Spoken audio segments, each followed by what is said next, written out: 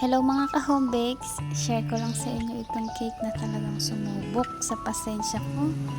Pero bagong lahat, share ko muna sa inyo kung paano ko ba prepare itong cake na to.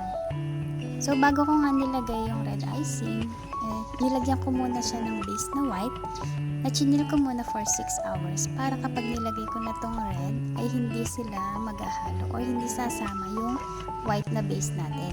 So itong red icing natin ay sobrang nipis lang para naman hindi papait yung cake natin pag kinain na ni customer. Dahil sa katutak na food color ang nilagay natin dito para ma-achieve natin yung red color. So paano nga ba ako sinubok ng cake na to? Sa cake kasi, red and black ang pinakamahirap na i-achieve. Actually, gumawa rin naman ako ng red number cake a week before ako ginawa ito.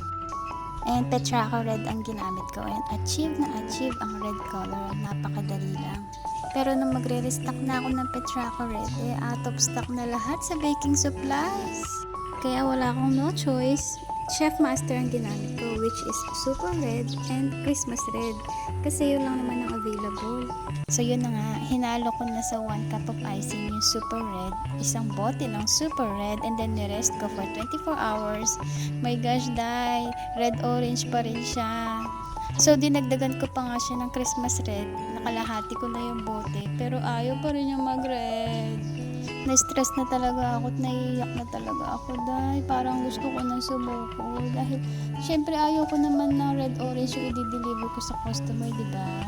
Kaya nagpatanggal muna ako ng stress, nag-relax muna ako, nakipamiesta muna kami sa kabilang baryo. O diba, nakuha ko pang nakikain. So nag-rest na naman yung icing ko and then pag uwi ko, akala ko red na siya. Hindi pa rin, Nay. Kaya nilagay ko na lahat yung natitirang Christmas red. Then nirest ko na naman for 30 minutes. At ayun, pak na yung red icing natin.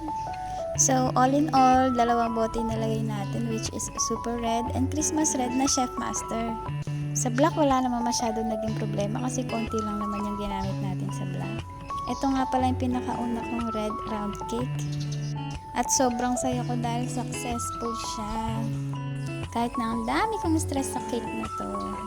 At syempre, grateful pa rin kasi may natutunan na naman ako sa experience ko na to. Kaya sa susunod, dadamihan ko na talaga ang stock ko ng Petraco Red. And thank you rin kay Ma'am Sel Panso na umorder ng cake na to. Na pinagkatiwala niya tayo sa 7th birthday ng anak niya. Kahit first time niya umorder sa akin. Ayun lang, sana may natutunan kayo sa video na to. Bye!